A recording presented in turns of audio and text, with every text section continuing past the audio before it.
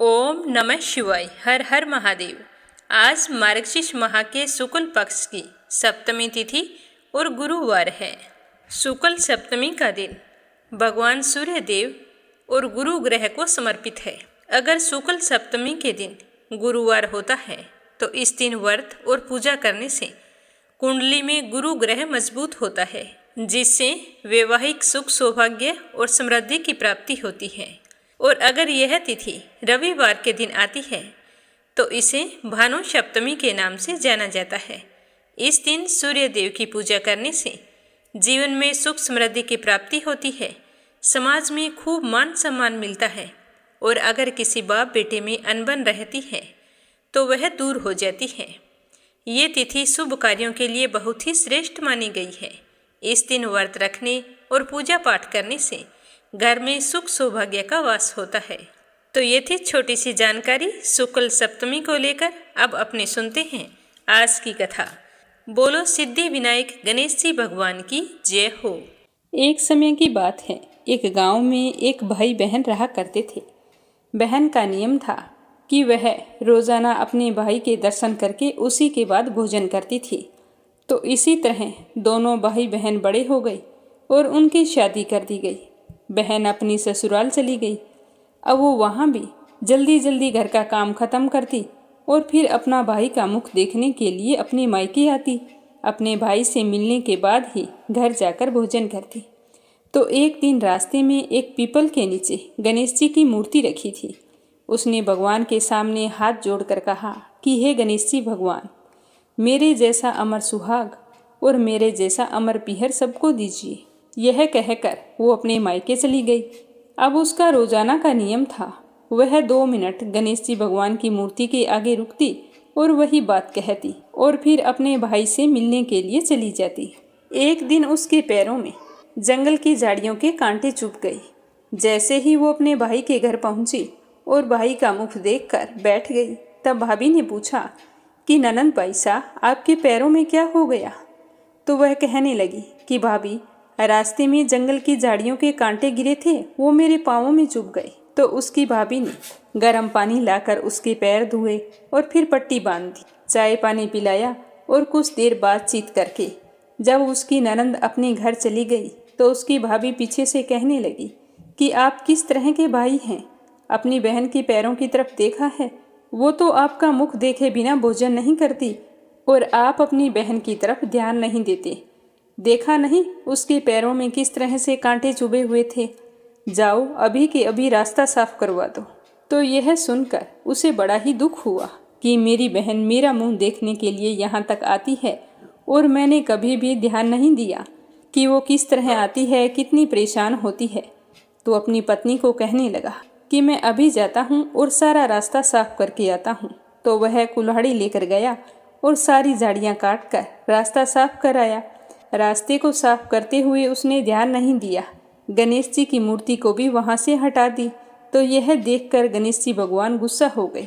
जब वह घर आया तो उसकी तबीयत खराब हो गई और गणेश जी के प्रकोप से वह मृत्यु को प्राप्त हो गया। गांव के लोग इकट्ठा हो गए, संस्कार की तैयारी करने लगे। तो उसकी पत्नी ने रोते हुए कहा कि भाई, आप लोग थोड़ी देर रुक जाइए, मेरी ननंद आने वाली है, वो अपना भाई का चेहरा देखे बिना भोजन नहीं करती। तो गांव वाले कहने लगे कि आज तो अपने भाई का मुख देख लेगी, वो कल किसका मुख देखेगी। तो वह कहने लगी कि आज इनकी बहन को इनके दर्शन कर लेने दो, फिर आप ले जाना, यह उसका नियम है। तो गांव वाले उसकी बहन का इंतजार करने लगी। रोज की तरह बहन अपने भाई का मुख देखने के लिए जंगल के रास्ते से निकली। तो जंगल का रास्ता सारा साफ किया हुआ था। तो वह आगे बढ़ी तो उसने देखा कि सिद्धि विनायक भी वहाँ पर नहीं थे। तो वो सोचने लगी कि गणेश जी की मूर्ति कहाँ गई। तभी उसकी नज़र गणेश जी की मूर्ति पर पड़ी। तो उसने मूर्ति को उठाया और साफ करके वापस उसी जगह पर रख दिया और गणेश जी भगवान को प्रणाम करके कहने लगी कि हे गणेश जी भगवान, मेरे जैसा अमर सुहाग और मेरे जैसा अमर पीहर सबको देना। यह कहकर वो चली गई। तो भगवान सोचने लगे कि अगर आज मैंने इसकी नहीं सुनी तो मेरी कौन मानेगा, कौन मुझे पूजेगा। मैंने तो इसके भाई के प्राण हर लिए हैं। तो सिद्धि विनायक ने उसे आवाज़ दी कि बेटी, इस खेजड़ी की 7 पत्तियां तोड़कर ले जा और उसे कच्चे दूध में घोलकर तुम्हारे भाई के ऊपर छींटा मार देना, तो वह उठकर बैठ जाएगा। तो यह आवाज़ सुनकर बहन पीछे मुड़ी तो पीछे कोई नहीं था। तो वह सोचने लगी कि कौन था, कौन मुझे आवाज़ दे रहा था। कोई बात नहीं, जैसा सुना है वैसा कर लेती हूँ। तो उसने 7 खेजड़ी की पत्तियां तोड़ी और अपनी चुनरी के पल्ले बांध ली और अपने भाई के घर पहुँच गई। वहाँ जाकर देखा तो खूब सारे लोग इकट्ठा होकर बैठे थे। भाभी रो रही थी और भाई की लाश रखी हुई थी। तो यह देखकर उसे बहुत दुख हुआ। फिर उसे पत्तियों वाली बात याद आई। तो जैसे उसने सुना था उसी तरह उसने दूध में उन पत्तियों को घोलकर अपने भाई के ऊपर छींटा दिया। तो उसका भाई तो उठकर बैठ गया और कहने लगा कि बहन, आज तो मुझे बहुत गहरी नींद आई। तो अपने भाई की बात सुनकर उसकी बहन कहने लगी कि भैया, ऐसी गहरी नींद तो किसी दुश्मन को भी ना आई। यह कहते हुए उसने सारी बात अपने भाई को बता दी। तो यह सुनकर उसके भैया और भाभी बहुत ही खुश हुए और गांव वालों को भी यह जानकर बड़ी ही हैरानी हुई। सारे कहने लगे कि बहन में सत्य था जो उसने अपने भाई को मौत के मुंह से वापस निकाल लिया है। और सारे गणेश जी भगवान का जयकारा लगाने लगे। हे गणेश जी भगवान, जैसे आपने उस लड़की के भाई की रक्षा की, वैसे ही सभी बहनों के भाइयों की रक्षा करना और उनका अमर पीहर और अमर सुहाग बनाए रखना। जो भी आपकी इस कथा को श्रद्धा भाव से सुने, उसकी सारी मनोकामनाएं पूर्ण करना। बोलो गणेश जी भगवान की जय हो।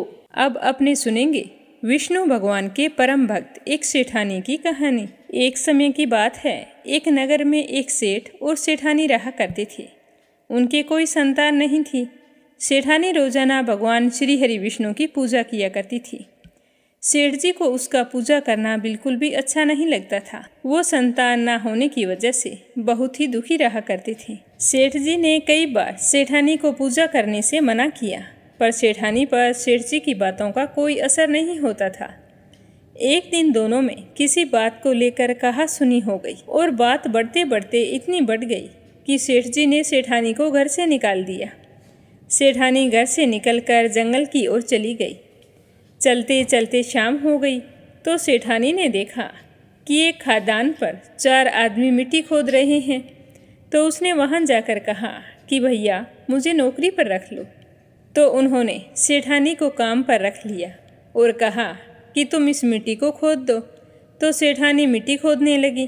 थोड़ी देर मिट्टी खोदी कि उसके हाथों में छाले पड़ गई। तो उसके हाथों की हालत देखकर वो आदमी कहने लगे कि बहन, लगता है कि तुम किसी अच्छे घर की महिला हो, तुम्हें काम करने की आदत नहीं है। ये काम तुम रहने दो और हमारे घर पर काम कर दिया करो। तो वो चारों आदमी उसे अपने साथ अपने घर ले आई। वह 4 मुट्ठी अनाज लाते, सारे मिल बांट कर खा लेते।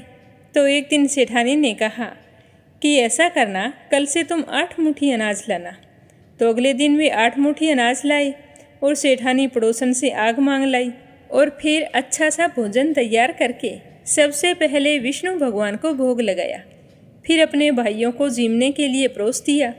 तो सारे भाई कहने लगे कि बहन, आज तो आपने बहुत ही स्वादिष्ट भोजन बनाया है। तो सेठानी ने कहा कि भगवान का जूठा हमेशा ही स्वादिष्ट होता है। इस तरह सेठानी उनके घर पर रहने लगी तो उनके घर में अन्न धन का वास हो गया और उनकी आमदनी में भी बरकत होने लगी। धीरे धीरे उसके भाइयों ने सुख सुविधा का सारा सामान खरीद लिया। फिर सारे के सारे हंसी खुशी रहने लगे। लेकिन सेठानी ने विष्णु जी को भोग लगाना नहीं छोड़ा। और उधर सेठ जी सेठानी जी के जाने के बाद बड़ा ही दुखी रहने लगा, क्योंकि उसके घर से जाते ही उसका सारा अन्न धन नष्ट हो गया। अब हालत ऐसी हो गई कि उसे एक समय का भोजन भी नसीब नहीं होता था। तो उसकी दुखी अवस्था को देखकर अड़ोसी पड़ोसी कहते कि ये तो सेठानी के भाग से खाता था, उसे तो इसने निकाल दिया, अब तो इसे भूखा ही मरना पड़ेगा। तो रोजाना एक ही एक बात सुनकर सेठ जी को अपने आप पर बहुत ही पछतावा होने लगा और उन्होंने सोचा कि मैं सेठानी को ढूंढ कर लाऊंगा। तो दूसरे ही दिन सेठ जी सुबह जल्दी निकल पड़ा। ढूंढते ढूंढते वह भी उसी जंगल में पहुंच गया जहां वो चारों भाई मिट्टी खोद रहे थे। सेठ जी ने उन्हें देखा तो कहा, भाई, मुझे भी काम पर रख लो। तो उन चारों भाइयों ने उसे काम पर रख लिया, लेकिन मिट्टी खोदने से उसके हाथों में भी छाले पड़ गए। तो उसकी यह हालत देखकर वो बोले कि तुम्हें काम की आदत नहीं है, तुम हमारे साथ चलो और हमारे ही घर में रह लो। तो यह सुनकर सेठ जी उन चारों भाइयों के साथ उनके घर चला गया। घर पहुंचते ही सेठानी तो घूंघट में थी, तो उसने सेठ जी को देखा और पहचान लिया, पर सेठ जी ने सेठानी को नहीं पहचाना। अब सेठानी तो भोजन तैयार कर रही थी। हमेशा की भांति भोजन तैयार किया, फिर भगवान विष्णु को भोग लगाया। तो उसके चारों भाई कहने लगे कि बहन, आज 5 थालियों में भोजन परोस दो। ये आदमी तुम्हारी तरह हमारे पास काम मांगने के लिए आया था। थोड़ी देर मिट्टी खोदने पर इसके हाथों में भी छाले पड़ गए। लगता है ये भी किसी अमीर घराने का आदमी है। तो सेठानी को तो पता था कि यह कौन है, पर उसने कुछ नहीं कहा। भगवान को भोग लगाने के बाद पहले अपने भाइयों को भोजन परोसा, और जैसे ही सेठ जी को भोजन परोसने लगी तो विष्णु भगवान ने उसका हाथ पकड़ लिया। तो भाई कहने लगे कि बहन, तुम क्या कर रही हो, इसे भोजन परोस दो, यह भी भूखा होगा। तो उसकी बहन कहने लगी कि भैया, मैं कुछ नहीं कर रही, मेरा हाथ तो विष्णु भगवान ने पकड़ लिया है। तो उसके भाई कहने लगे कि हमें भी विष्णु भगवान के दर्शन कराओ।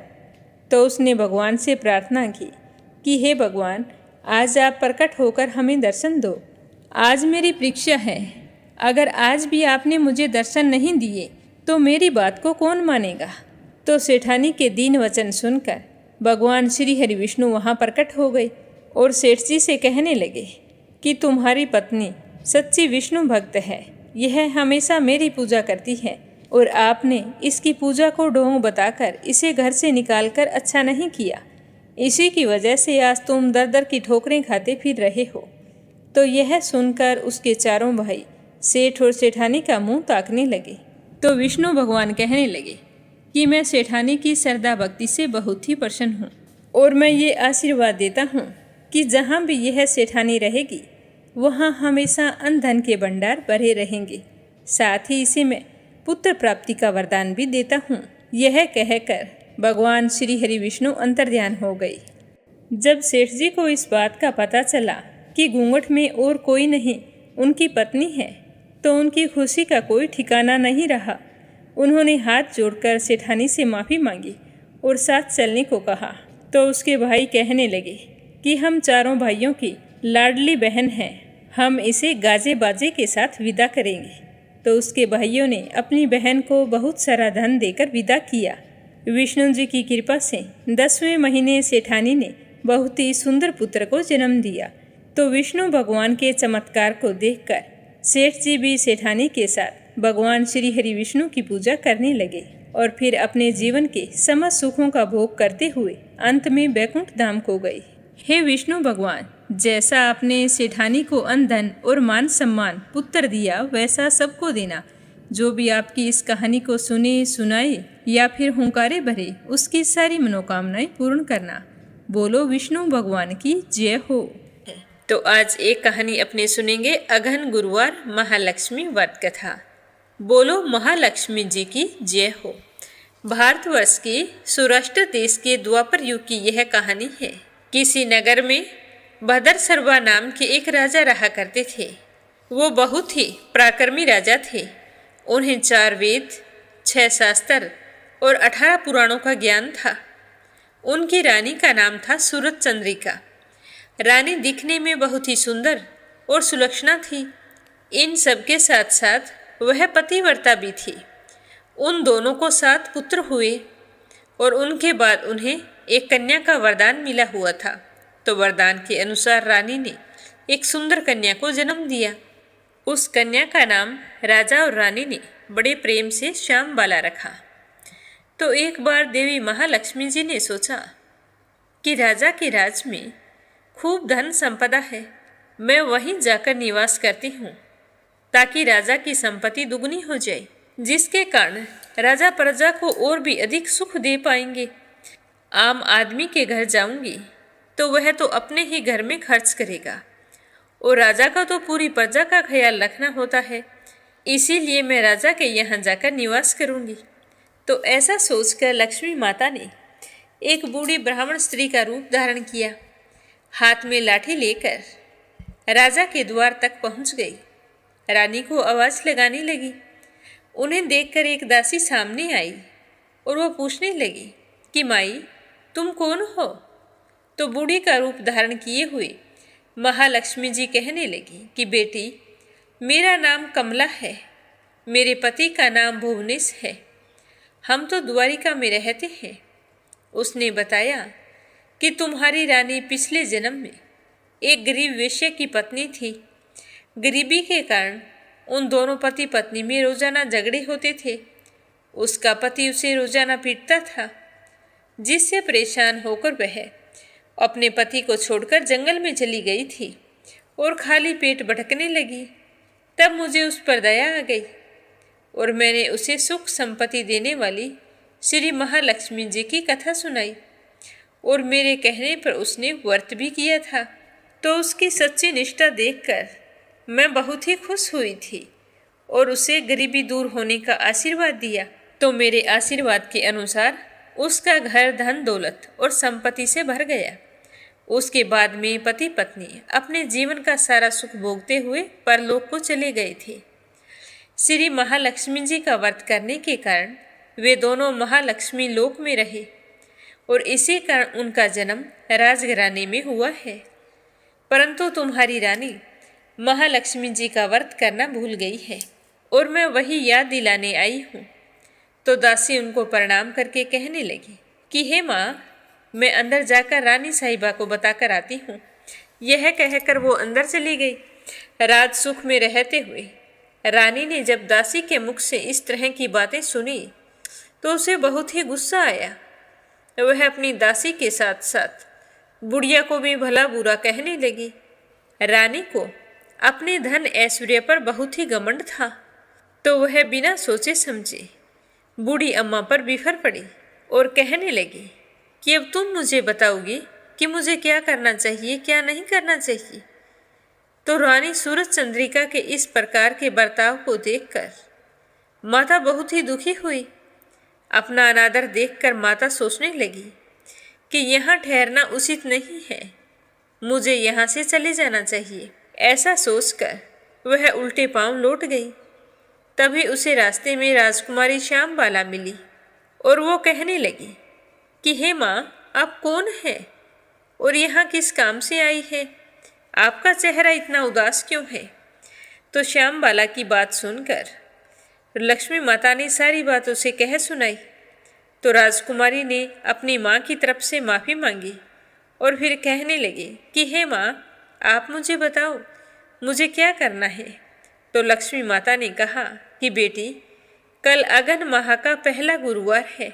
यह कहकर माँ महालक्ष्मी जी ने श्यामबाला को व्रत की सारी विधि बता दी। तो राजकुमारी ने कहा कि हे माँ, आप चिंता मत करो, आपने जैसा कहा है मैं बिल्कुल वैसे ही व्रत रखूंगी। तो राजकुमारी ने पूरी श्रद्धापूर्वक व्रत रखा। तो व्रत के प्रभाव से उसका विवाह राजा सिद्धेश्वर के पुत्र मालाधार के साथ हो गया और वह बड़े सुख से अपने ससुराल में रहने लगी। और इधर रानी पर लक्ष्मी जी का कोप हुआ, जिसके कारण राजा भद्र सर्वा का सारा राजपाट समाप्त हो गया, सारा धन नष्ट हो गया। उसकी आर्थिक स्थिति इतनी खराब हो गई कि अब उन्हें 2 वक्त का अनाज भी नहीं मिलता था। एक दिन रानी सूर्यचंद्रिका ने राजा से आग्रह किया कि हे राजन, हमारा दामाद बड़ा धनवान और ऐश्वर्यशाली है, क्यों ना हम उसके पास जाकर रहें, अपनी स्थिति से अवगत कराएं, वह हमारी मदद अवश्य करेंगे। तो राजा भद्र सर्वा को रानी सूरजचंद्रिका की बात सही लगी और वो तुरंत ही दामाद के पास चल पड़े। जैसे ही वो अपने जवाई के राज्य में पहुँचे तो वहाँ नगर के बाहर एक तालाब था। तो वो तालाब के किनारे कुछ देर विश्राम करने के लिए ठहर गए। तो उस तालाब पर पानी लेने वाले आ जा रहे थे। तो दासियों ने राजा को देखकर पूछा कि आप कौन हैं और इस तरह से उदास क्यों बैठे हैं। तो राजा ने बताया कि मैं तुम्हारी रानी श्यामबाला का पिता हूँ। तो यह सुनकर वे सारी दौड़कर रानी के पास आई और कहने लगी कि रानी साहिबा, आपके पिता आए हैं। वो बड़े ही उदास दिखाई दे रहे हैं और बहुत पुराने से कपड़े पहन रखे हैं। तो श्याम बाला सुनकर बहुत ही खुश हुई और भागकर अपने पिता के पास गई। बड़े आदर सत्कार से अपने घर लेकर आई, खान पान करवाया। फिर पूछने लगी कि पिताजी, घर पर माँ ठीक है क्या? तो उसके पिता ने अपनी पुत्री से कहा कि बेटी, तुम्हारे आने के बाद में हमारा सारा धन नष्ट हो गया है और अब तो 2 वक्त का अनाज भी नहीं मिलता है। मुझे तुम्हारी माँ ने ही यहीं पर भेजा है। इस तरह कहते हुए श्याम बाला के पिता की आंखों में आंसू आ गए। तो वो कहने लगी कि पिताजी, आप चिंता मत करो, सब कुछ ठीक हो जाएगा। फिर एक दिन रुकने के बाद जब उसके पिता वहाँ से लौटने लगे तो उनकी बेटी श्याम बाला ने उन्हें सोने की मुहरों से भरा हुआ गड़ा दिया। तो राजा भदर सरवा कहने लगे कि बेटी, क्या करूं? हालात ही इतने बदतर हो गए हैं कि मुझे बेटी के घर से यह सब कुछ लेकर जाना पड़ रहा है। यह कहकर वो गड़ा लेकर अपने राज्य लौट आई। तो उनकी पत्नी सूरज चंद्रिका ने देखा तो वो बहुत ही खुश हुई। उसने जल्दी से राजा के हाथ से वह गड़ा ले लिया। खोल कर देखा तो उसमें मुहरों की जगह कोयले रखे हुए थे और यह सब महालक्ष्मी जी के कोप के कारण हुआ था। तो यह देखकर रानी को बहुत ही गुस्सा आया और दुख भी हुआ। फिर जब कुछ दिन बीत गए तो वह अपनी पुत्री से मिलने के लिए गई। वह अगन मास का अंतिम गुरुवार था। श्याम बाला ने श्री महालक्ष्मी जी का व्रत रखा था। जब उसकी माँ श्याम बाला के यहाँ पहुँची तो श्याम बाला अपनी माँ को देखकर बहुत ही खुश हुई, खूब आदर सत्कार किया और फिर माँ से कहा कि हे माँ, तुम आज व्रत रख लो। तो उसकी माँ कहने लगी कि बेटी, मैं तो कितने दिनों से भूखी आई हूँ और आज तुम्हारे पास आई हूँ तो तुम कह रही हो कि व्रत रख लो। तो श्याम बाला कहने लगी कि कुछ नहीं माँ, आज की तो बात है। तो ऐसा कहकर उसने अपनी माँ से महालक्ष्मी जी का व्रत करवाया। दोनों ने पूरे विधि विधान से पूजा की और उसके बाद सूरज चंद्रिका अपनी पुत्री के यहाँ से लौट आई। तो आते ही उसने देखा कि माता रानी के आशीर्वाद से राजपाट, धन दौलत और ऐश्वर्य सब कुछ पहले की तरह हो गया था। लेकिन उसे यह पता नहीं था कि यह सब कुछ उनकी बेटी श्याम बाला के कारण ही हुआ है। धन पाकर तो वो खुश थी, लेकिन श्याम बाला के प्रति उसके मन में खटास थी। कुछ दिनों के बाद में उनकी बेटी श्याम बाला अपने मायके माता पिता से मिलने के लिए आई। तो पुत्री को देखकर उसका पिता तो बहुत ही खुश हुआ, लेकिन रानी सूरज चंद्रिका को पुरानी बातें याद आ गई कि कैसे उसने घड़े में कोयले डालकर दिए थे। तो वह अपनी बेटी को देखकर खुश नहीं हुई। उसने उसका कोई आदर सत्कार नहीं किया। तो वह सोचती रही कि माँ मेरे साथ ऐसा व्यवहार क्यों कर रही है। तो वह अपने पिताजी से पूछती है कि पिताजी, माँ मुझसे नाराज है। नाराज होने का क्या कारण है? अगर आप इसके बारे में जानते हो तो मुझे बताओ। तो उसका पिता कहने लगा कि बेटी, जब मैं तुम्हारे पास गया था तो तुमने घड़े में कोयले डालकर मुझे दे दिए थे। तो तुम्हारी माता ने इसे अपना अपमान समझा था। तुमने भी कोयले डालकर अच्छा नहीं किया, लेकिन मुझे तो बुरा नहीं लगा। लेकिन तुम्हारी माँ इस बात को भूली नहीं है। तो अपने पिता के मुख से इस तरह के वचन सुनकर श्याम बाला को वो सारी बातें याद आ गई। जब एक बूढ़ी माई का वेश धारे लक्ष्मी माता श्याम बाला से मिली थी और उसे सूरज चंद्रिका के द्वारा किए गए अपमान के बारे में बताया था, तो श्याम बाला समझ गई कि यह सब लक्ष्मी जी के कोप के कारण हुआ है और आज यह राजपाट बिल्कुल वैसा ही लक्ष्मी जी के आशीर्वाद से ही हुआ है। तो उसने इस बात का बुरा नहीं माना, अपनी माँ से कुछ नहीं कहा। रात रुकी और दूसरे दिन अपनी माँ से कहा कि माँ, अब मैं जाना चाहती हूँ। तो उसकी माँ ने कुछ नहीं कहा। तो उसने घर से थोड़ा सा नमक लिया और वहाँ से चल पड़ी। मन में थोड़ी उदास भी थी कि माँ से कोई भी बातचीत नहीं हुई। जैसे ही वो अपने ससुराल पहुंची तो उसके पति ने पूछा कि मायके गई थी, क्या लेकर आई हो? तो श्यामबाला कहने लगी कि मैं तो वहाँ का सार लाई हूँ। तो उसका पति पूछने लगा कि इस बात का मतलब क्या हुआ? तो श्यामबाला कहने लगी कि थोड़ा धीरज रखो, आपको बहुत ही जल्द पता चल जाएगा। शाम हो चुकी थी। श्यामबाला ने सारा भोजन बिना नमक डाले बना लिया और फिर अपने पति को परोस दिया। जब उसके पति ने भोजन चखा तो उस भोजन में नमक नहीं था। तो वह कहने लगा कि श्यामबाला, भोजन में आज बिल्कुल भी स्वाद नहीं आ रहा है। तो श्यामबाला मुस्कुराने लगी। फिर थोड़ा सा नमक लेकर भोजन में डाल दिया। तो उसके पति ने चख कर कहा कि हाँ, अब स्वाद आ रहा है। तो श्यामबाला कहने लगी कि हे स्वामी, ये वही सार है जो मैं मायके से लेकर आई हूँ। तो श्यामबाला की ऐसा कहते ही उसके पति को सारी बात समझ में आ गई और दोनों हंसी खुशी भोजन करने लगे। माँ लक्ष्मी जी के आशीर्वाद से उनके घर में खूब धन वैभव हो गया और वे पुत्रवान हो गए। अपने जीवन के समस्त सुखों का भोग करते रहे। कहते हैं कि जो भी व्यक्ति श्रद्धा भाव से महालक्ष्मी जी का व्रत रखकर पूजा करता है तो माँ उस पर बहुत ही खुश होकर अपना आशीर्वाद बरसाती है, जिससे उसे सुख, संपत्ति और शांति की प्राप्ति होती है।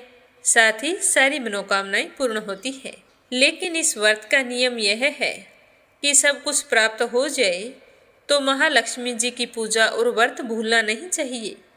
मार्गशीर्ष माह के हर गुरुवार को व्रत अवश्य करना चाहिए, जिससे महालक्ष्मी जी की कृपा अपने भक्तों पर हमेशा बनी रहे। बोलो माँ महालक्ष्मी जी की जय हो। श्रीमद् भागवत गीता का 8वां अध्याय और उसका महात्म्य श्रद्धा भाव से सुनते रहिए। बोलो श्री कृष्ण भगवान की जय हो। अर्जुन ने कहा कि हे पुरुषोत्तम, वह ब्रह्मा क्या है? अध्यात्म किसको कहते हैं? कर्म क्या है? अधिभूत क्या है? और अधिदेव क्या कहलाता है? हे मधुसूदन, अधियज्ञ कैसा है? और इस देह में अधिदेह कौन सा है? मरने के समय में स्थिर चित्त वाले लोग तुमको कैसे जान जाते हैं? श्री कृष्ण भगवान बोले कि जो अक्षर अविनाशी और परम श्रेष्ठ है वही ब्रह्मा है। प्रत्येक वस्तु का स्वभाव अध्यात्म कहलाता है और समस्त चराचर की उत्पत्ति करने वाला जो विसर्ग है वह कर्म है। जो देह आदि नाशवान वस्तु है वह अधिभूत कहलाता है। विश्व रूप जो विराट पुरुष है वह अधिदेव है। और हे पुरुषों में श्रेष्ठ, इस देह में मैं ही अधियज्ञ हूँ। जो अनंत काल में मेरा ध्यान करता हुआ शरीर त्याग करता है वह निसंदेह मेरे स्वरूप को पाता है।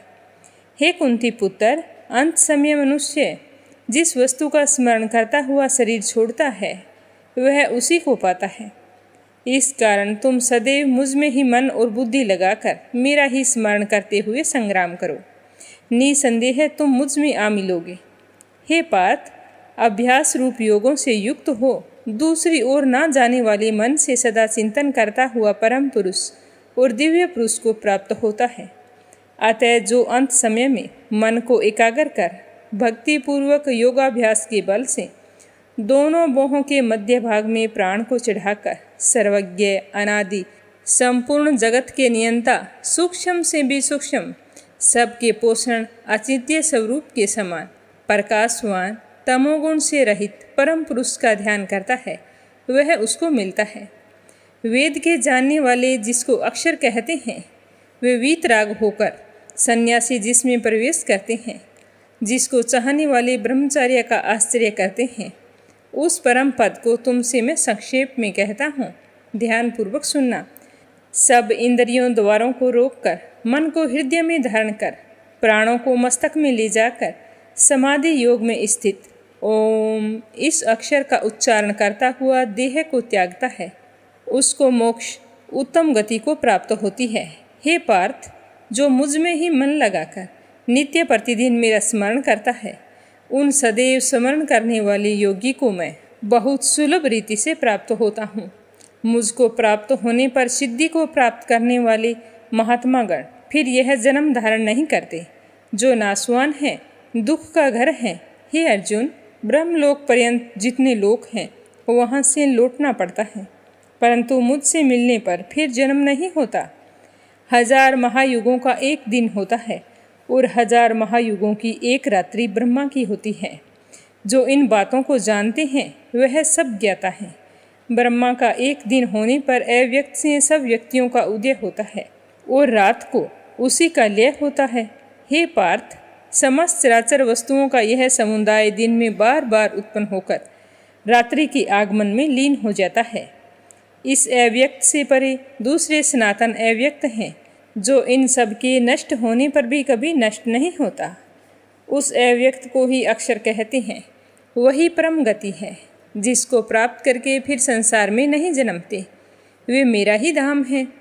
हे पार्थ, जिसके अंतर्गत सब प्राणी हैं और जिसने इस समस्त संसार का विस्तार कर रखा है, वह श्रेष्ठ पुरुष अनन्य भक्ति से ही मिलता है। हे भारत श्रेष्ठ, जिस काल में योगी जन देह छोड़कर फिर नहीं लौटते और जिस काल में लौटते हैं, अब उस काल के बारे में बतलाता हूँ। जिस काल में अग्नि, प्रकाश और दिन शुक्ल पक्ष हो, ऐसे उत्तरायण के 6 महीने में मृत्यु को प्राप्त हुए ब्रह्मादिक ब्रह्मा को प्राप्त होते हैं। धूमर रात, कृष्ण पक्ष, दक्षिणायन के 6 महीने, इनके मध्य गमन करने वाले चंद्रमा की ज्योति को पहुँचते हैं और लौट आते हैं। संसार की नित्य चलने वाली शुक्ल और कृष्ण नाम की 2 गतियाँ हैं। एक के आने से पर लौटना पड़ता है और दूसरी पर जाने से लौटना नहीं पड़ता। हे पार्थ, योगी इन दोनों गतियों का तत्व जानता है, इसीलिए मोह में नहीं पड़ता। अतः हे अर्जुन, तुम सदा योग युक्त हो। वेद, यज्ञ, तप और दान में जो पुण्य फल बतलाए गए हैं, योगी उन सब से अधिक ऐश्वर्य प्राप्त करता है और सर्वोत्तम आदि स्थान को पाता है। गीता जी का 8वां अध्याय समाप्त हुआ। अब अपने सुनते हैं 8वें अध्याय का महात्म्य। श्री नारायण जी कहने लगे कि हे लक्ष्मी, दक्षिण देश में नर्मदा नदी के तट पर एक नगर है। उस नगर में सुशर्मा नाम का एक बड़ा ही धनवान ब्राह्मण रहता था। एक दिन उसने एक संत जी से पूछा कि हे संत जी, मेरे संतान नहीं है। तो ऋषिवर ने कहा कि तू अश्वमेघ यज्ञ कर, एक बकरा देवी को चढ़ा, देवी तुझको पुत्र देगी। तब उस ब्राह्मण ने यज्ञ करने के लिए एक बकरा मोल लिया, उसको स्नान करवा के मेवा खिलाया। जब उसको मारने लगा तो बकरा कह कह शब्द करके हंसने लगा। तो ब्राह्मण पूछने लगा कि हे बकरे, तू हंस क्यों रहा है? तब बकरे ने कहा कि पिछले जन्म में मेरे भी संतान नहीं थी। एक ब्राह्मण ने मुझे भी अश्वमेघ यज्ञ कराने को कहा था। सारी नगरी में बकरा ढूंढ रहा था, कोई भी बकरा नहीं मिला। ढूंढते ढूंढते एक बकरी का बच्चा दूध पीता हुआ मिल गया। तो मैं यह देखकर बहुत ही खुश हुआ और बच्चे समेत बकरी को मोल ले लिया। जब उसको बकरी के स्तन से छुड़ाकर यज्ञ करने लगा, तब वह बकरी कहने लगी कि अरे ब्राह्मण, तू ब्राह्मण नहीं है जो मेरे पुत्र को होम देगा। तू तो महापापी है। यह कभी सुना है कि पराये पुत्र को मारने से किसी को पुत्र नहीं मिलता है? क्या कभी की संतान मारकर भी संतान मिली है? तू अपनी संतान के लिए मेरे पुत्र को मारता है। तू निर्दयी है, तेरे पुत्र नहीं होगा। बकरी बहुत कहती रही, पर मैंने हवन कर दिया और बकरी के बच्चे को होम दिया। बकरी ने श्राप दिया और कहा कि तेरा भी गला इसी भांति कटेगा। इतना कहकर बकरी तड़प तड़प कर मर गई। फिर मेरी भी उम्र पूरी हो चली थी। मेरा काल आया। यमदूत मारते मारते मुझे धर्मराज के पास ले गए। धर्मराज ने कहा कि इसे नरक में डाल दो, यह तो बड़ा पापी है। फिर नरक भुगताकर वानर की योनि दे दी। फिर मुझे बाजीगर ने मोल ले लिया। वह मेरे गले में रज्जू डालकर द्वार द्वार पर सारा दिन मांगता फिरता, खाने को थोड़ा बहुत देता। इसी तरह भूखा मरता अपनी योनि पूरी कर रहा था। तो वानर की योनि छूटी तो कुत्ते की योनि पाई। एक दिन मैंने किसी की रोटी चुरा कर खा ली तो उसने ऐसी लाठी मारी कि मेरी तो कमर ही टूट गई और उसी दर्द से मेरी मृत्यु हो गई। फिर घोड़े की देह पाई। उस घोड़े को बटियारे ने मोल ले लिया और सारा दिन चलाया करता। खाने पीने की कोई सुध नहीं थी। शाम के समय एक छोटी सी रस्सी से कस कर बांध देता। ऐसा बांधता कि मैं मक्खी भी नहीं उड़ा सकूं। तो एक दिन की बात है, 2 बालक और एक कन्या मेरे ऊपर चढ़कर चलने लगे। वहाँ अत्यंत कीचड़ था, मैं उसमें फंस गया तो वो मुझे मारने लगे, जिससे मेरी मृत्यु हो गई। इसी भांति मैंने अनेकों जन्म भोगे और हर जन्म में बहुत ही कष्ट पाए। अब मैंने बकरी का जन्म पाया है। मैंने जाना था जो इसने मुझे मोल लिया है मैं सुख पाऊंगा, किंतु तुम तो छुरी लेकर मुझे मारने लगा है। तब ब्राह्मण ने कहा कि हे बकरे, तुझे भी जान प्यारी है। अब मैं अपने नेत्रों से देखी हुई कहता हूँ, ध्यानपूर्वक सुनना। कुरुक्षेत्र में चंद्र सुशर्मा राजा स्नान करने आया। उसने ब्राह्मण से पूछा कि ग्रहण में क्या दान करूं? तो उसने कहा, राजन, काले पुरुष का दान कर। तब राजा ने लोहे का काला पुरुष बनाया, नेत्रों में लाल जड़वाकर सोने के आभूषण पहनाकर उसे तैयार किया। वह काला पुरुष कह कह करके हंसा था। राजा डर गया कि कोई बड़ा अवगुण है जो लोहे का पुरुष हंस रहा है। तब राजा ने बहुत सा दान किया, फिर भी वह हंसने लगा। ब्राह्मण को कहा कि हे ब्राह्मण, तू मुझे लेगा? तब ब्राह्मण ने कहा कि मैंने तेरे श्रीखे कई पचाए हैं। तब उस काले पुरुष ने कहा कि तू मुझको वह कारण बता जिस कारण से तूने अनेक दान पचाए हैं। तब ब्राह्मण कहने लगा कि जो गुण मेरे से हैं सो मैं ही जानता हूँ। तब वह काला पुरुष कह कह कर हट गया और उसमें से एक और कलिका की मूर्ति निकल आई। तब विपर ने श्री गीता जी की 8वें अध्याय का पाठ किया और उस कालिका की मूर्ति ने सुनकर देह पलटी। जल की अंजलि भरकर उस विपर ने मूर्ति पर छिड़की। जल के छिड़कने से तत्काल ही उसकी देह पलटी और देवदेही पाई। विमान पर बैठकर बैकुंठ को गई। तब उस राजा ने कहा कि तुम्हारे में भी ऐसा कोई है जिसके शब्द से मैं भी अधम देह से मुक्ति पाऊं?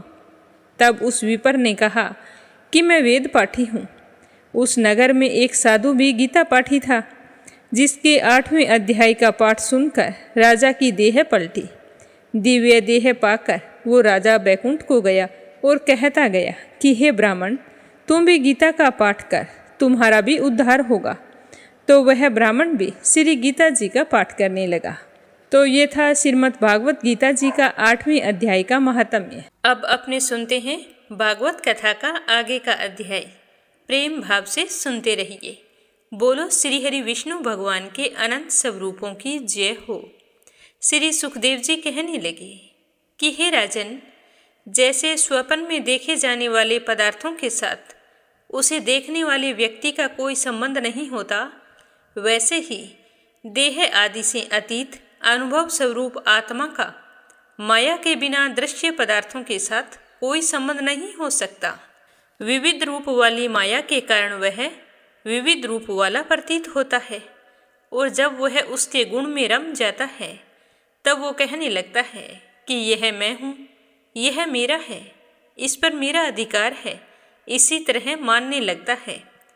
किंतु जब यह गुणों को क्षुब्ध करने वाले काल और मोह उत्पन्न करने वाली माया इन दोनों से परे अपने अनंत स्वरूप में मोह रहित होकर रमण करने लगता है तो आत्माराम हो जाता है। तब यह मैं मेरा का भाव छोड़कर पूर्ण उदासीन गुणातीत हो जाता है। पितामह की तपस्या से प्रसन्न होकर भगवान ने उन्हें अपने रूप का दर्शन कराया और आत्म तत्व के ज्ञान के लिए उन्हें परम सत्य परमार्थ वस्तु का उपदेश दिया। वही मैं आज तुम्हें सुनाता हूँ, ध्यान पूर्वक सुनना। तीनों लोकों के परम गुरु आदि देव ब्रह्मा जी अपने जन्म स्थान कमल पर बैठकर सृष्टि करने की इच्छा से विचार करने लगे, परंतु जिस ज्ञान दृष्टि से सृष्टि का निर्माण हो सकता था और जो सृष्टि व्यापार के लिए वांछनीय है, वह दृष्टि उन्हें प्राप्त नहीं हुई। एक दिन बैठे बैठे पितामह यही चिंता कर रहे थे कि प्रलय के समुद्र में उन्होंने व्यंजनों के 16वें एवं 21वें अक्षर तय और पै को सुना। इस प्रकार उन्हें 2 बार आवाज़ सुनाई दी तो पितामह ने इसे सुनकर समझा कि तप करो। तभी से महात्मा लोग इस तप को ही त्यागियों का धन मानते हैं। तो यह सुनकर पितामह ने सोचा कि यह कौन बोल रहा है, और वक्ता को देखने की इच्छा से उन्होंने चारों ओर देखा, परंतु उन्हें वहां पर कोई दिखाई नहीं दिया। तो वे अपने कमल पर बैठ गए, यही सोचकर कि मुझे तप करने की प्रत्यक्ष आज्ञा मिली है, अब मैं तप करूंगा। ऐसा निश्चय करके उसी में अपना हित समझकर उन्होंने अपने मन को तपस्या में लगा दिया। पितामह तपस्वियों में सबसे बड़े तपस्वी हैं, उनका ज्ञान अमोघ है। उन्होंने उस समय 1 सहस्त्र दिव्य वर्ष पर्यंत एकाग्र चित्त से अपने प्राण, मन, कर्मेंद्रिय और ज्ञानेंद्रिय को वश में करके ऐसी तपस्या की जिससे वे समस्त लोगों को प्रकाशित करने में समर्थ हो सके। और पितामह की इतनी कठिन तपस्या से प्रसन्न होकर भगवान ने उन्हें अपना वह लोक दिखाया जो सबसे श्रेष्ठ है और उसके समान दूसरा कोई लोक है ही नहीं। उस लोक में किसी भी प्रकार के क्लेश, मोह और भय नहीं है। जिन्हें एक बार भी उसके दर्शन का सौभाग्य प्राप्त हुआ है, वे देवता बार बार उसी की स्तुति करते रहते हैं। वहाँ रजोगुण, तमोगुण और इनसे मिला हुआ सतव गुण भी नहीं है। वहाँ ना काल की दाल गलती है और ना ही माया कदम रखती है, तो और कोई तो वहाँ जा ही कैसे सकता है। वहाँ भगवान के वे पार्षद निवास करते हैं जिनका पूजन देवता और दैत्य दोनों ही करते हैं। उन सभी का उज्ज्वल आभा से युक्त श्याम शरीर शतदल कमल के समान कोमल नेत्र और पीले रंग के वस्त्र से शोभायमान है। अंग अंग से उनके सौंदर्य बिखरता रहता है। वे कोमलता की मूर्ति हैं। सभी के 4 भुजाएं हैं। वे स्वयं तो अत्यंत तेजस्वी हैं और वे सभी सोने के आभूषण पहने हुए हैं। उनमें मणियाँ जड़ी हुई हैं। उनकी छवि मूंगे, वैदुर्य मणि और कमल के उज्ज्वल तंतु के समान है। उनके कानों में कुंडल, मस्तक पर मुकुट और कंठ में मालाएं शोभायमान है, जिनमें मणियां और रतन होने के कारण वे झिलमिल झिलमिल कर रही हैं। जिस प्रकार आकाश बिजली सहित बादलों से शोभायमान होता है, ठीक वैसे ही वह लोक मनोहर कामनियों की कांति से युक्त महात्माओं के दिव्य तेजोमय विमानों से जगह जगह पर सुशोभित होता रहता है। उस बैकुंठ लोक में लक्ष्मी जी सुंदर रूप धारण करके अपनी विविध विभूतियों के द्वारा भगवान के चरण कमलों की अनेकों प्रकार से सेवा करती रहती हैं। कभी कभी जब वे झूले पर बैठकर अपने प्रियतम भगवान की लीलाओं का गायन करने लगती है, तब उनके सौंदर्य और सुरभि से उन्मत्त होकर भगवान स्वयं लक्ष्मी जी का गुणगान करने लगते हैं। पितामह ने देखा कि उस दिव्य लोक में समस्त भक्तों के रक्षक लक्ष्मीपति, यज्ञपति एवं विश्वपति भगवान विराजमान हैं। सुनंद, नंद, परबल और अरहण आदि मुख्य मुख्य पार्षदगण उन प्रभु की सेवा कर रहे हैं। उनका मुखमंडल मधुर मुस्कान से युक्त है। आंखों में लाल लाल डोरियां हैं। बड़ी मोहक और मधुर चितवन है। उन्हें देखकर ऐसा लगता है कि वो अपने प्रेमी भक्तों को अपना सब कुछ दे देंगे। सिर पर मुकुट, कानों में कुंडल और कंधे पर पीतांबर जगमग जगमग कर रहा है। वक्ष स्थल पर एक सुनहरी रेखा के रूप में श्री लक्ष्मी जी विराजमान हैं और सुंदर 4 भुजाएं हैं। वे एक सर्वोत्तम और बहुमूल्य आसन पर विराजमान हैं। पुरुष, प्रकृति, महतत्व, अहंकार, मन, 10 इंद्रिय, शब्द आदि 5 तन्मात्राएं और पंचभूत, ये 25 शक्तियां मूर्तिमान होकर उनके चारों ओर खड़ी है। समग्र ऐश्वर्य, धर्म, कीर्ति, श्री, ज्ञान और वैराग्य, इन 6 नित्य सिद्ध स्वरूपभूत शक्तियों से वे सर्वदा युक्त रहते हैं। उनके अतिरिक्त ये और कहीं भी नित्य रूप से निवास नहीं करती हैं। वे सर्वेश्वर प्रभु अपने नित्य आनंदमय स्वरूप में ही नित्य निरंतर मगन रहते हैं। तो उनका दर्शन करते ही पितामह का हृदय आनंद से लबालब भर गया। शरीर पुलकित हो उठा। आंखों में प्रेम के आंसू छलक आए। पितामह ने भगवान के उन चरण कमलों में जो परम हंसों के निवर्ती मार्ग से प्राप्त हो सकते हैं, सिर झुकाकर प्रणाम किया। जब भगवान ने अपने प्रिय ब्रह्मा को प्रेम और दर्शन के आनंद में निमग्न, शरणागत तथा प्रजा की सृष्टि के लिए आदेश देने योग्य देखकर बहुत ही प्रसन्न हुए और फिर उन्होंने पितामह से हाथ मिलाया और मंद मंद मुस्कुराते हुए कहने लगे कि हे ब्रह्मा जी, तुम्हारे हृदय में समस्त वेदों का ज्ञान विद्यमान है। तुमने सृष्टि की रचना की इच्छा से चिरकाल तक तपस्या करके मुझे भली भांति आपने संतुष्ट कर दिया है। मन में कपट रखकर योग साधन करने वाले मुझे कभी भी प्रसन्न नहीं कर सकते। तुम्हारा कल्याण हो, तुम्हारी जो भी अभिलाषा हो वह वर मुझसे मांग लो, क्योंकि आज मैं तुम्हें मुंह मांगी वस्तु देने में समर्थ हूँ। क्योंकि आपने मुझे देखे बिना ही उस शून्य जल में मेरी वाणी सुनकर इतनी कठिन तपस्या की है कि मैं उससे बहुत ही प्रसन्न हुआ हूँ और मेरी इच्छा से ही तुम्हें मेरे लोक का दर्शन हुआ है। जिस समय मैंने तुम्हें तप करने की आज्ञा दी, उस समय तुम सृष्टि की रचना का कर्म करने के लिए बड़े ही चिंतित हो रहे थे। तभी मैंने तुम्हें तपस्या करने की आज्ञा दी, क्योंकि तपस्या ही मेरा हृदय है और मैं स्वयं तपस्या की आत्मा हूँ। मैं तपस्या से ही इस संसार की सृष्टि करता हूँ और तपस्या से ही इसका धारण पोषण करता हूँ और फिर तपस्या से ही इसे अपने में लीन कर लेता हूँ। तपस्या ही मेरी एक दुर्लभ शक्ति है। तो पितामह ने कहा कि हे भगवान, आप समस्त प्राणियों के अंतःकरण में साक्षी रूप से विराजमान रहते हैं। आप अपने अप्रतिहत ज्ञान से यह जानते हैं कि मैं क्या करना चाहता हूँ। हे नाथ, आप कृपया करके मुझ याचक की यह मांग पूरी कीजिए कि मैं रूप रहित आपके सगुण और निर्गुण दोनों ही रूपों को जान सकूं। आप माया के स्वामी हैं। आपका संकल्प कभी व्यर्थ नहीं होता।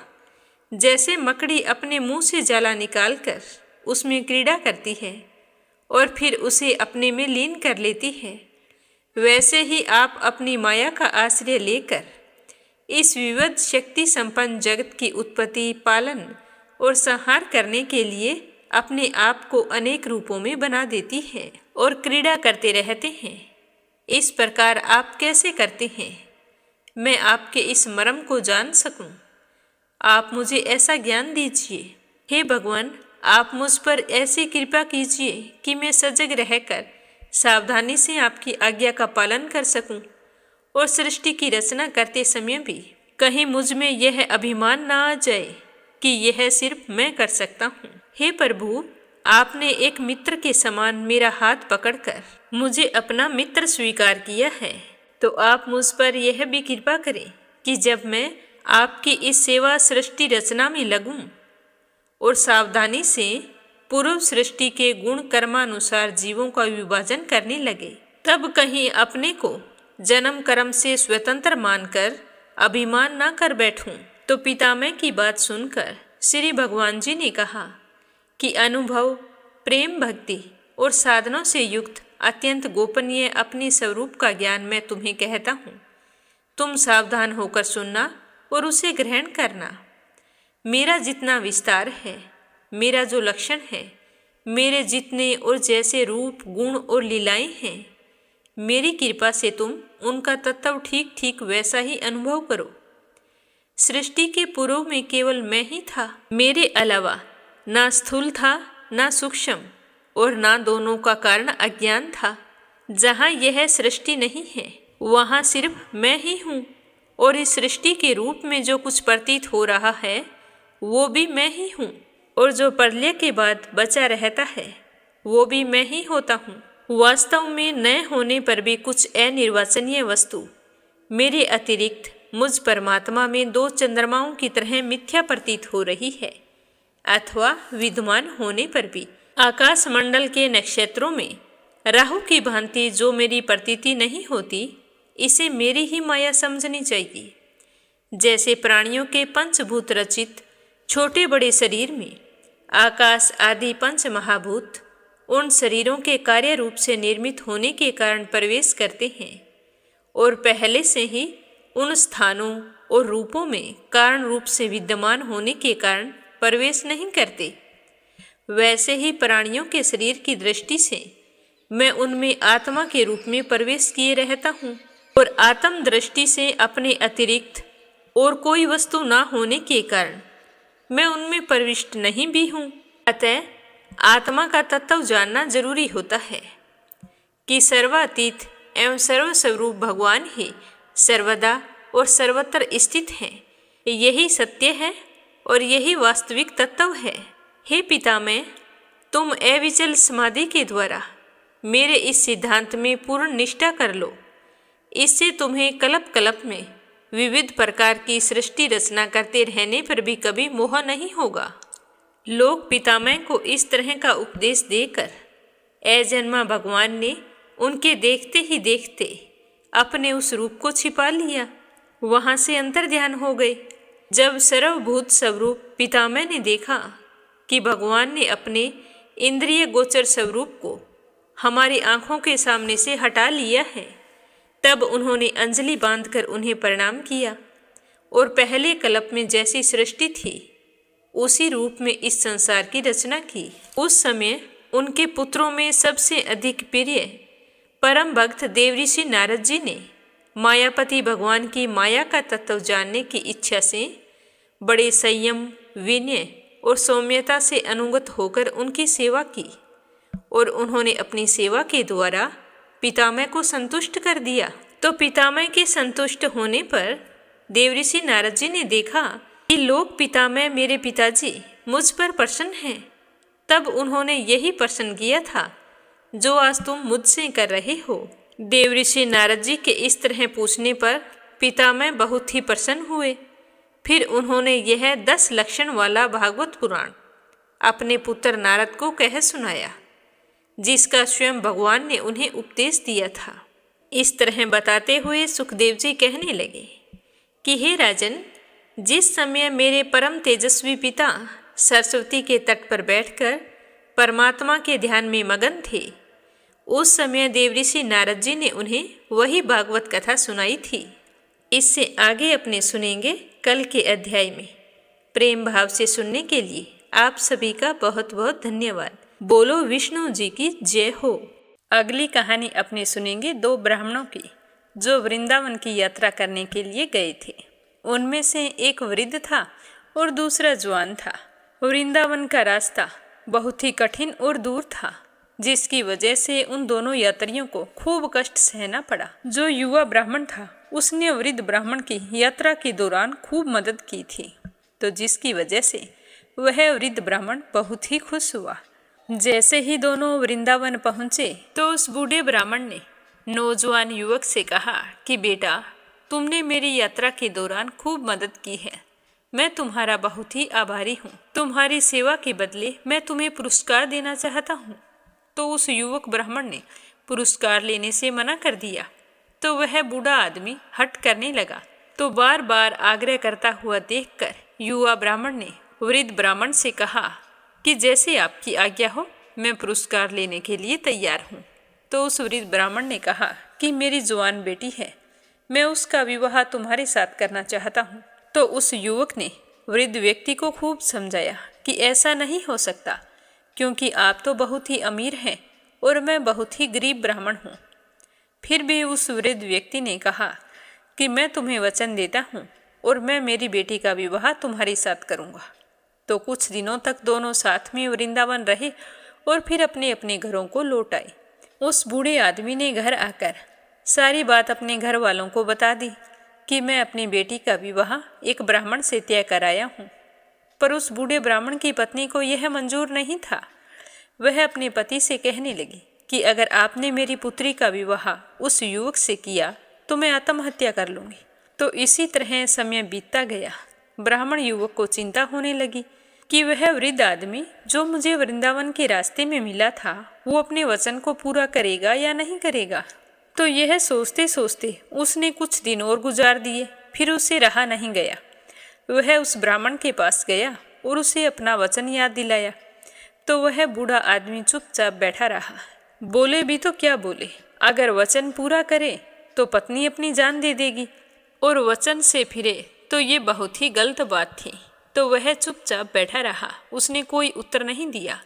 तो वह युवक बार बार दिया हुआ वचन याद दिलाने लगा। तभी ब्राह्मण का बेटा बाहर आया और कहने लगा कि तुम झूठ बोल रहे हो, मेरे पिताजी को लूटने के लिए आए हो, हमारे पास धन है और तुम गरीब हो।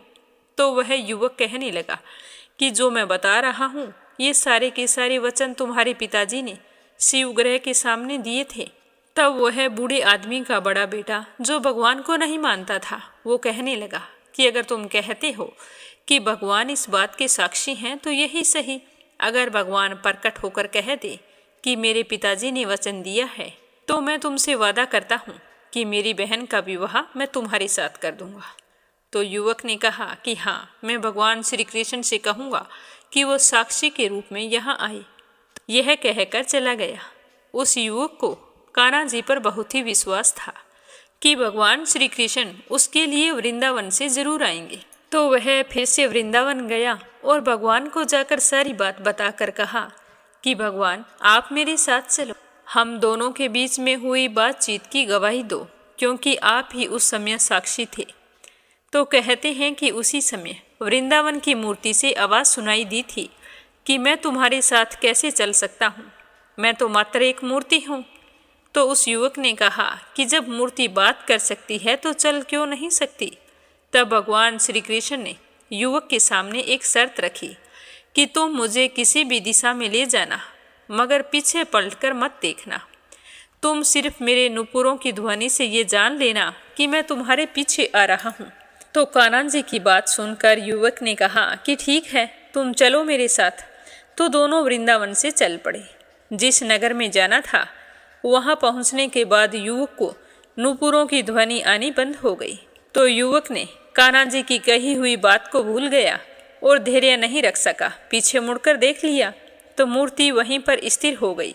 अब मूर्ति ना तो आगे चले ना पीछे चले, क्योंकि उस युवक ने पीछे मुड़कर देख लिया था। तो वह युवक दौड़कर नगर में पहुंचा और सारे लोगों को इकट्ठा करके कहने लगा कि देखो, भगवान श्री कृष्ण साक्षी रूप में आए हैं। तो लोग सारे हैरान थे कि इतनी बड़ी मूर्ति इतनी दूर से चलकर कैसे आई। तो फिर भगवान श्री कृष्ण की मूर्ति ने सबके सामने बूढ़े ब्राह्मण और युवा ब्राह्मण के बीच हुई बातचीत की गवाही दी। तो यह सुनते ही बूढ़े ब्राह्मण के बेटे ने अपनी बहन का विवाह युवा ब्राह्मण के साथ कर दिया। शादी संपन्न होते ही उस युवक ने जहाँ मूर्ति रुकी थी वहाँ पर एक बड़ा सा मंदिर बनवा दिया। कहते हैं कि लोग आज भी इस मंदिर में साक्षी गोपाल के नाम से पूजा करते हैं और वहाँ पर मनुष्य की हर मनोकामना पूर्ण होती है। इस कहानी को भी साक्षी गोपाल की कथा के नाम से जाना जाता है। हे कृष्ण कन्हैया, जब कभी हमारे जीवन में हमारी सच्चाई दांव पर लगे तो आप हमारे साक्षी बनकर आना। बोलो कान्हा जी की जय हो। अब आपने सुनते हैं लपसी और तपसी की कहानी। बोलो लपसी तपसी की जय हो। बहुत पुराने समय की बात है। एक गांव में एक ब्राह्मण परिवार रहा करता था। उसमें पति पत्नी के अलावा उनके 2 बच्चे थे। एक बेटा था, एक बेटी थी। ब्राह्मण दंपति बहुत ही सरल स्वभाव के थे। समय मिलने पर प्रभु का स्मरण किया करते थे। उनकी बेटी बहुत ही संस्कारी और सुशील थी, लेकिन उनका बेटा आवारा किस्म का था। वह कोई काम धाम नहीं करता और ना ही कभी अपने माँ बाप का कहना मानता था। समय के साथ दोनों बहन भाई बड़े हो गए। बहन की शादी कर दी गई, पर भाई का वही हाल था। उसके माँ बाप ने उसे समझाया कि बेटा, अब हम वृद्ध हो चले हैं, तुम कोई काम किया करो। लेकिन उस पर उनकी बातों का कोई असर नहीं होता था। तो एक दिन ब्राह्मणी अपने पति से कहने लगी कि स्वामी, आप बिल्कुल काम छोड़ दीजिए। जब घर में कुछ भी नहीं होगा तो यह अपनी जिम्मेदारी समझेगा और काम पर लग जाएगा। तो ब्राह्मण ने दूसरे दिन से काम पर जाना छोड़ दिया।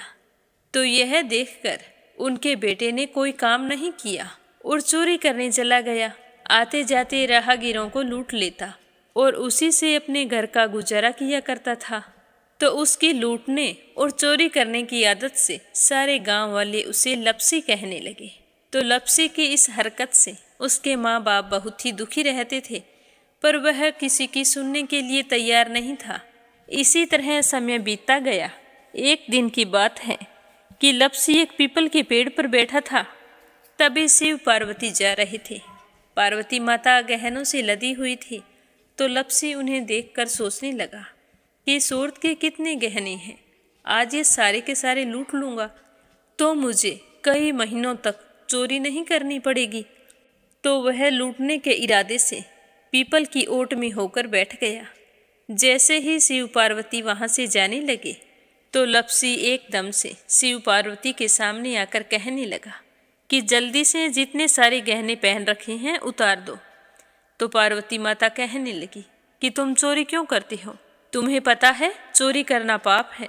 तो लप्सी कहने लगा कि क्या करूं?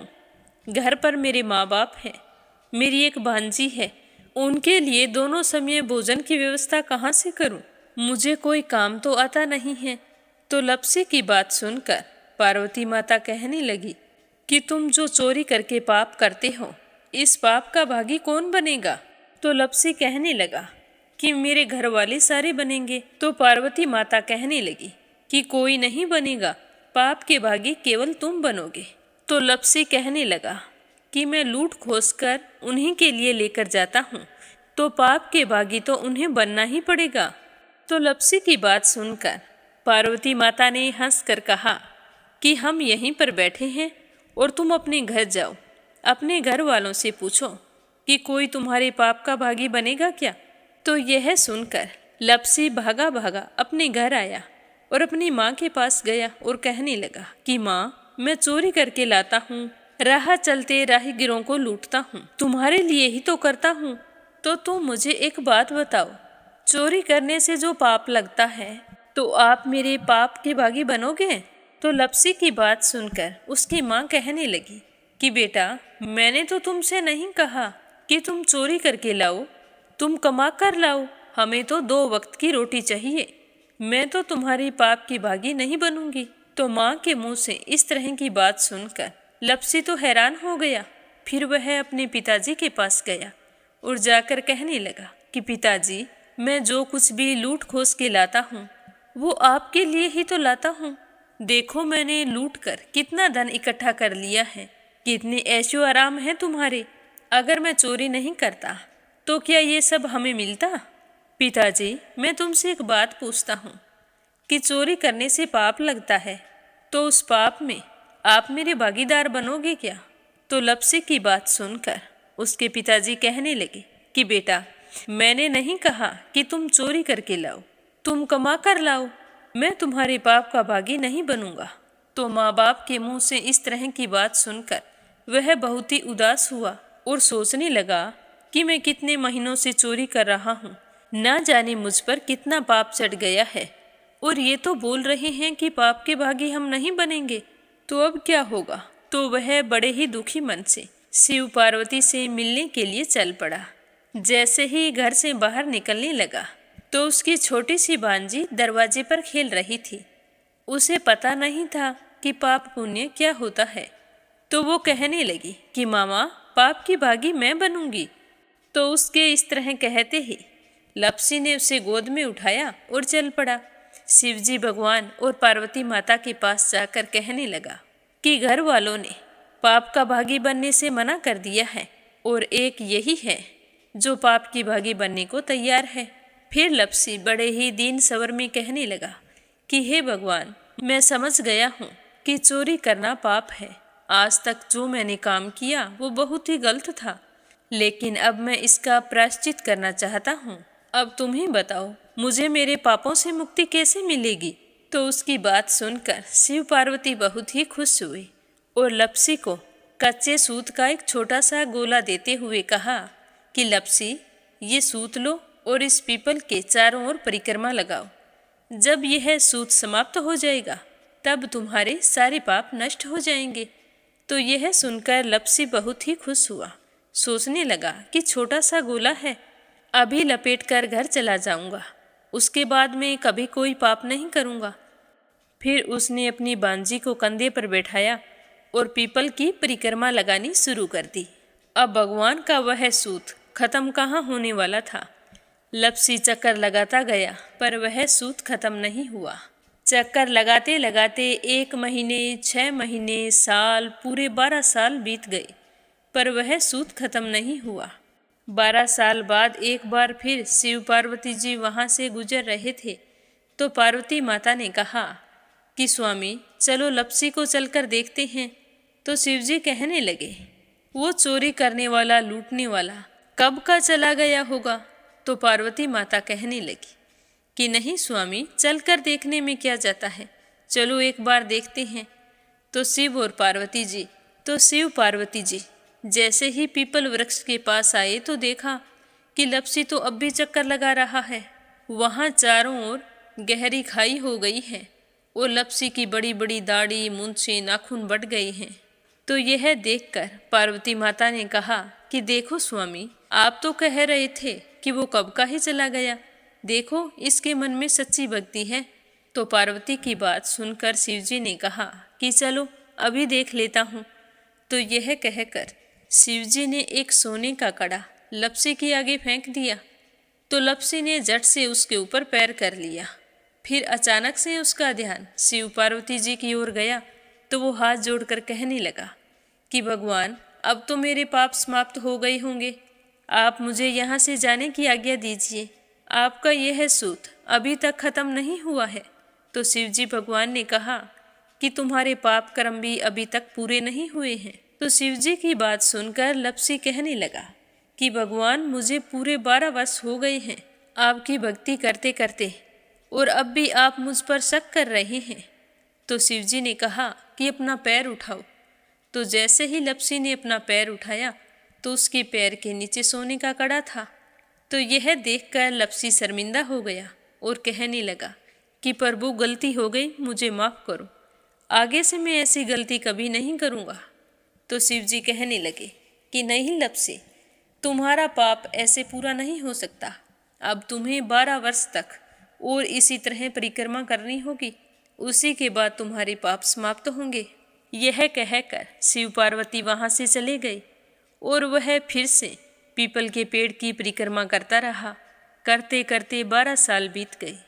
12 साल बाद में शिव पार्वती जी वहाँ पर आए तो उन्होंने देखा कि आज भी वो वहीं पर चक्कर लगा रहा है।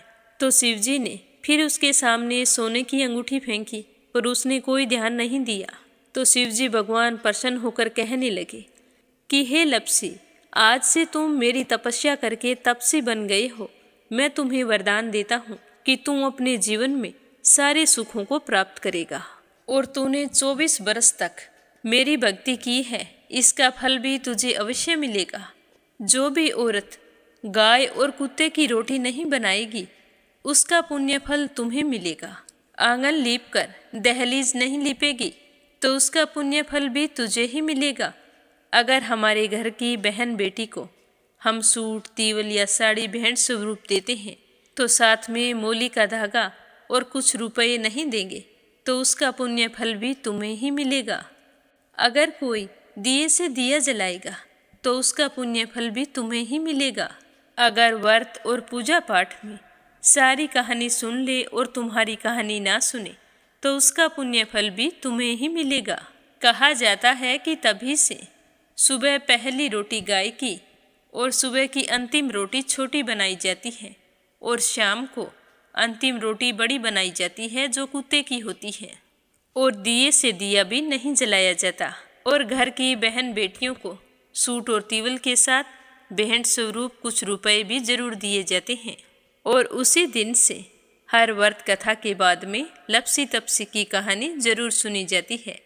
और कथा समाप्त होने पर कहा जाता है कि लपसी का फल लपसी को मिले, तपसी का फल तपसी को मिले। हमारी पूजा पाठ का, हमारे व्रत का और हमारी कहानी का पुण्य फल हमें मिले। बोलो लपसी तपसी की जय हो। तो ये थी लपसी और तपसी की कहानी। लपसी तपसी 2 भाई नहीं थे। लपसी और तपसी एक ही आदमी का नाम था। लूट कर लाता था, इसीलिए उसे लपसी के नाम से पुकारते थे। और फिर भगवान की तपस्या करने के कारण उसे तपसी के नाम से जाना जाने लगा। बोलो लपसी तपसी की जय हो। अब अपने सुनते हैं कथा सुनने वाले प्यारे श्रोताओं के नाम। आज का पहला कमेंट है प्रोमिला रानी, विश्वास, सुधीर, राजेश, संजय कनाडा से। दूसरा है अपराजिता मीना श्रीवास्तव नेपाल से। और तीसरा है आशा शर्मा, विष्णु, ज्योति, अंशु भीलवाड़ा से। शीला सिन्हा, मीरा श्रीवास्तव, ममता श्रीवास्तव, माला छम्मा जौनपुर से। चंद्रमणि मनिका, डॉक्टर रुक्मणी देवी, कैला देवी, हंसराज जी, पवन कुमार जी, संजीव जी, रंजन, मान्या, याम्या दिल्ली से। श्रीमती शर्मा अलीगढ़ से। रवि सैनी, सीमा सैनी मलियाना से। रुक्मणी शर्मा अम्बाला से। आरती खैरावर अगरखर से। सरला रानी करनपुर से। दिल्ली बहादुर भंडारी, सरिता भंडारी, नम्रता भंडारी, सूरज भंडारी नेपाल से। विनीता रोहतक से। राधा रोहिला दिल्ली से। श्रीमती यशोदा उड़ीसा से। सुनीता पवार, कृषु पवार मध्य प्रदेश से। विमला नेपाल से। कमला गुरुग्राम से। उषा शर्मा राजस्थान से। संजय, सोनिया, हिताक्षी, दीपेश, मयंक हरियाणा से। पवित्रा पांडे, गौरव पांडे, गंतव्य पांडे नेपाल से। आशा अग्रवाल आगरा से। बीना देविका, कनिका वार्ष्णे अलीगढ़ से। श्यामवती, सुषमा, विष्णु, कार्तिक, रुपेश, पूर्वी हरियाणा से। इंदिरा तिवारी, शांति प्रसाद तिवारी, शुभांकित, दीपांकित, सुरभि, जया तिवारी, वैभवी, ऐश्वर्या तिवारी उत्तराखंड से। शोभा कुंवर पुरोहित अहमदाबाद से। बीनू मेहरा दिल्ली से। सीमा जोशी, रवि कुमार जोशी दिल्ली से। मोनिका नागर तिगांव से। अनिल चतुर्वेदी, कल्पना चतुर्वेदी, धीरज चतुर्वेदी, श्रीमती अमिता चतुर्वेदी, मिधिर चतुर्वेदी, राध्या चतुर्वेदी मध्य प्रदेश से। यूएन तिवारी, इंदिरा तिवारी लखनऊ से। श्रीचंद यादव गया बिहार से। गीता गोस्वामी, सुनीता गोस्वामी मेरठ से। सरोज अग्रवाल जबलपुर से। श्वेता, स्वीटी, लक्ष्मी, गुरुचरण साहू ओडिशा से। निर्मला सिसोदिया दिल्ली से। कोमल निर्मल मुंबई मीरा रोड से। वंदना वर्मा इंदौर से। सुनीता रानी मेरठ से। मीरा अग्रवाल बंगाल से। रजनी बड़ोला उत्तराखंड से। श्रीमती सुशीला शर्मानंद राय मुंबई से।